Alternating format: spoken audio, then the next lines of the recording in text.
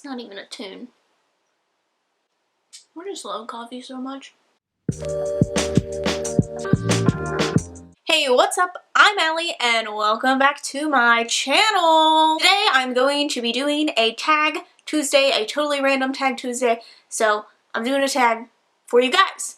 Today's tag is going to be the mid-year book freakout tag, and normally I don't do this till like late July, I feel like, because I'm just always behind. If you're a booktuber, you almost like have to do this tag. I've done it multiple years. I'll leave the other ones linked down below for anyone who's interested in past year's answers. I don't know. I will say 2020 has been a not great year. I think we can agree all around, but also in reading, at least for me, I've just felt very disconnected from reading this year. It's been a really weird feeling. I feel like I haven't enjoyed a lot. A lot of it has felt, I don't know, almost like an obligation, and I don't think it really has to do with YouTube or anything. That's just how I have felt this year, and nothing that I've read has really sparked me to do much more reading. Like, I don't know. I've even gone back and reread favorites and still not really felt the same enjoyment of reading as I have in the past. So it doesn't help that a lot of the things that I've read this year have been pretty mediocre to me. So yeah, anyway, let's go ahead and get into this. To date, I have read 45 books. So my year goal, I always set at 50. So obviously, I think that is within reach. The best book you've read so far in 2020. The Best Laid Plans really sticks out in my mind the most. I don't know what it was about that book, but I just really loved it. I just loved how candid it was about sex and talking about sex with teenagers. That sounded very wrong. Talking about sex as a teenager. Oh dear God. So I just really liked that. It was like a very empowering story, but it was also really cute, and it also had some of my favorite like semi-steamy scenes. I just really enjoyed that story and just felt that it was so realistic. The other one would probably be A Song of Achilles. I recently read that and just really, I devoured it. I just really enjoyed it. I thought it was just so well written, so well done. It's like everything laid up to what you knew was gonna happen, and I still didn't see it coming. I don't know, those have just been the best so far. I love anything that's normally mythology, but I think it's harder to find stories that are like mythology based for some reason. I don't know. The best sequel you've read so far in 2020, I don't know. I haven't really read that many sequels, even though I'm currently in the middle of doing a vlog where I'm reading the sequels.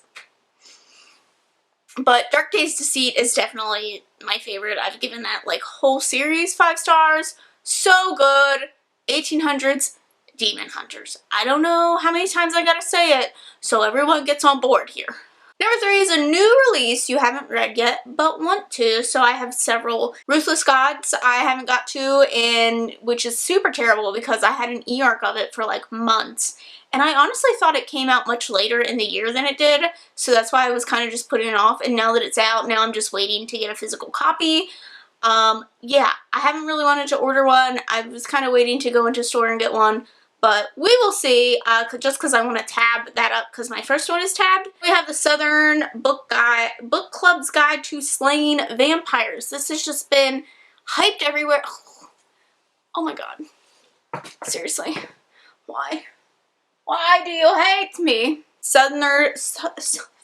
God, I can't even talk now. The Southern's Book Club's Guide to Slaying Vampires, which has just an unnecessarily long title and also not a super interesting cover. Like when I first saw this, I just skimmed over it because I didn't care, and then everyone has been hyping it. So now I'm like, I get FOMO. I don't like being left out of hype. Probably A Taste of Sage, and actually I started it this morning. Kind of a hate to love, I think.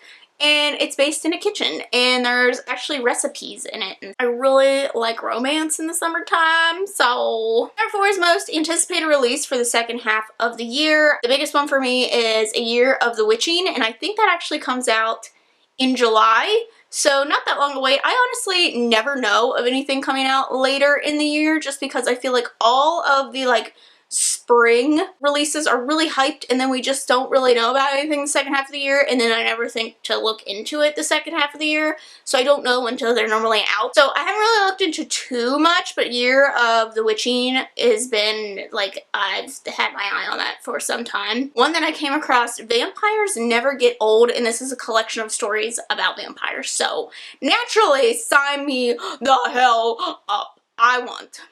Vampires are making a comeback, okay? They're coming back and they're gonna be better than ever because they weren't that great before, okay? 5 is your biggest disappointment. Mine is probably The Wise Beasts of the Wizarding Wisdom. I think that's the title. Same author who does The Girl from the Other Side, and I really like that manga series, but I picked this up because it's a standalone. It's a collection of stories. It's kind of about love. I really was uncomfortable with a lot of stories in it, so there were some stories that were quite cute, but other ones that were really crossing some boundaries that I didn't really like. There was kind of like a teacher-student kind of romance. There was hinted at incest. Like, there were just some stories that I felt really, really uncomfortable with. Number 6 is a biggest surprise. For me, that was probably How to Be a Good Creature, because one, it's nonfiction, and I thought it was a children's book, and even though I think a child could absolutely read it, it's definitely one for like all ages, and it was just about just what animals can teach us and like the emotions and stuff. It was so, like, I was blown away by how much I liked it. I kind of just was like, oh, I'll listen to it. It will probably be an okay read, and you know, it'll be fine.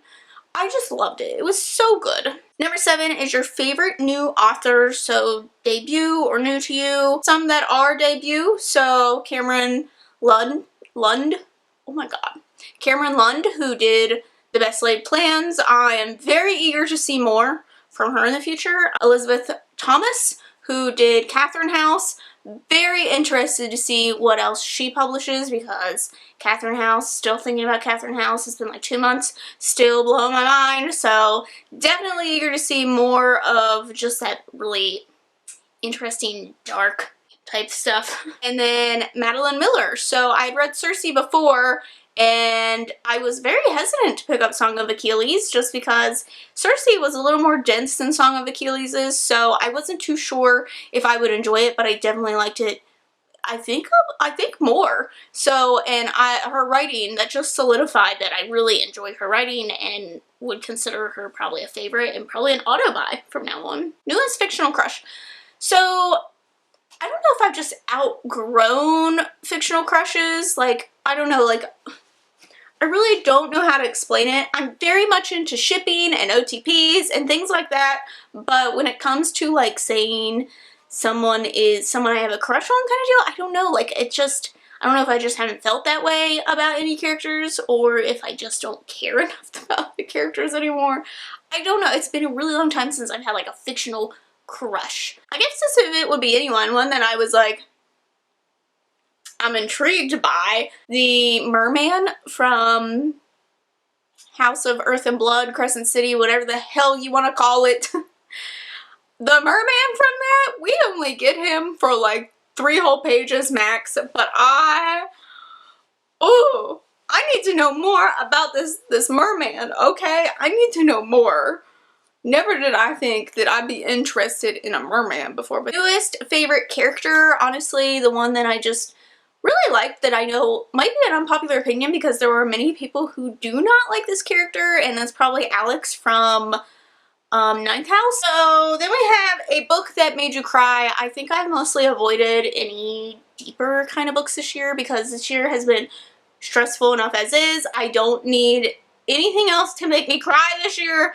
The one that kind of surprised me was House of Earth and Blood. The last like 200 pages, I just was crying like every 10 pages. I just was not expecting that. But like this last pages really made it worth it, because up until that point I was like, let's get on with it. And then I just sobbed my ass out at the end. Number 11, a book that made you happy. I don't know, none of them have made me super happy this year either. Probably Red, White, and Royal Blue. Just, I don't know, just the overall like happiness of them being together, and also just the happiness of them finding like happiness. So that would probably be the one. I don't know, honestly. So, most beautiful book you have gotten so far this year. Most recent one, I just absolutely love this edition of Invisible Monsters. Absolutely love this. I love this gradient. I love this design. If you guys can't see, there's a woman here, but there's also a skull hidden in the hair. And it's just such a great, more modernized twist on the original cover. Like, I love this cover so much, and I'm always one for more simplistic ideas than anything, and this just gradient gives me life. Like this, I love this cover. And this was sent to me. Chris sent this to me, so thank you for this beautiful cover. And then the last one is, what books do you need to read by the end of the year? I got a whole damn list. It's like 80 books long, but I did recently put out a June TBR so you can see the books that I am interested in reading for the summer.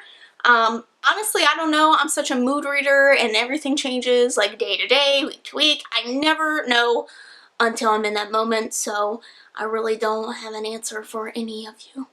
I have like 30, I think, sequels that I'm reading, trying to read before the end of the year, so